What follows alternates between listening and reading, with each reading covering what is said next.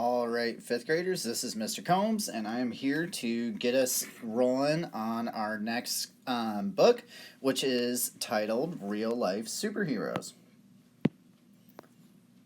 So, the first thing we're going to do is we're going to go over some vocabulary for our first section, which is pages 2 through 6. A superhero is someone who is an exceptionally skillful or successful person. Ridicule means to make fun of. Welfare is a state of doing well in respect to happiness and conditions of life. A challenge that I have for you today is push yourself to use at least one of these words in a conversation with a family member today. All right, the first real life superhero we're going to learn about is Richard Martin. And so as we read, I want you to be thinking about what kind of person Richard Martin was. And then I want you to use textual evidence to support your answer.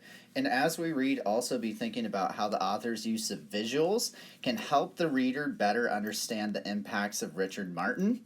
A personal connection I want you to try and make today as we're reading is, do you have anyone in your life that you would consider your own real life superhero? Why or why not? So we're going to get reading, and here we go. All right. So this is what the book looks like. Excuse my sticky note. Okay.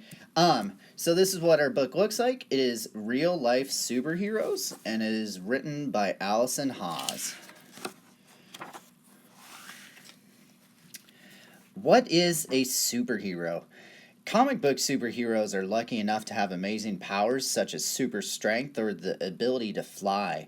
Some have special equipment, such as the suits and accessories they wear. These things help fictional superheroes to make a difference. Real-life superheroes have a much harder task.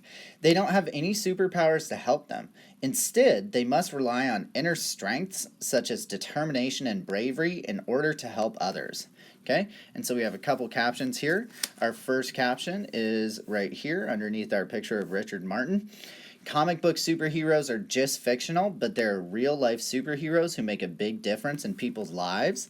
Okay, and then our little text box from our comic book superhero says, a superhero is someone who makes a difference in the world, someone who is looked up to and respected for helping others. Moving to our next section, taking a stand. Real-life superheroes are brave because they stand up for beliefs that other people don't share. They may risk being laughed at or even get into trouble for what they believe in. The important thing is that this does not stop real-life superheroes from achieving their goals. Underneath here, we see some real-life superheroes will even risk going to prison in their efforts to make a change. Emmeline Pankhurst was arrested several times as she campaigned to win the right for women to vote. So I want you to pause the video here for a second, and I want you to think, have you ever had a moment where you had to stand up for what's right, even though it may not have been popular to do so? All right, we're going to keep moving. Changing the world. The real-life superheroes in this book all put up with ridicule, danger, or abuse to make the world a better place to live in. The effects of their world-changing work are still felt today. All right, we're turning the page, and we're going to get going with Richard Martin. So our first real-life superhero is Richard Martin. On his fact file, his full name is Richard Martin. Date of birth, January 15th, 1754. Nationality, Irish. He died January 6th, 1834. Interests included horseback riding, sailing, and going to the theater. Worked as an MP, a member of parliament. There will be more on that later. Famous for getting the world's first animal welfare laws passed by Parliament. Here's a quote from Richard Martin. Animals are entitled to be treated with kindness and humanity. I want you to pause for a second. I'm going to reread this quote, and I want you to think if you agree or disagree with this quote. Animals are entitled to be treated with kindness and humanity. Richard Martin. Right below, I do want to draw our attention to our timeline.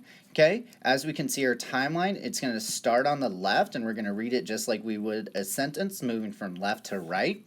It's going to go on in time and start with his birth in 1754 and then end in 1840. So the events on this timeline: 1754, born at Ballynahinch Castle, Ireland. 1767, meets Samuel Parr. 1776, becomes an MP for the first time. 1783, fights a duel with a man who killed a dog. 1822, Martin's Act becomes law. 1824, SPCA is formed.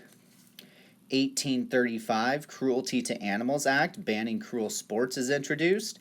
And then 1840, Queen Victoria grants the SPCA royal status and it becomes the RSPCA. I want you to think through the author's inclusion of our timeline, how does that better help us understand key events in Richard Martin's life? All right, and we're going to keep moving. So, page 5, a love of animals. Richard Martin was the oldest child of Robert Martin, a wealthy Irish landowner. As a child, Richard was very fond of animals and hated to see them badly treated. A life in politics. Richard's father wanted him to be an MP when he grew up and sent him to England to be educated. When he was just 22 years old, Richard became an MP for the first time. Okay? Two people in particular inspired Richard's interest in animals and their welfare: his mother and one of his teachers, Samuel Parr. Richard was an MP in the Irish Parliament in Dublin. In later years, he was an MP in the House of Commons in England. All right, we're going to read page 6, and that's where we're going to stop for today. Prepared to fight. As an MP, Richard was known for his great sense of humor, which often had the other MPs in fits of laughter. Equally, Richard was known for settling disagreements in his private life by fighting duels. Once, he fought a duel against a man who deliberately killed a friend's dog. Both men were injured in the duel, but Richard felt he had taught the man a lesson he would never forget.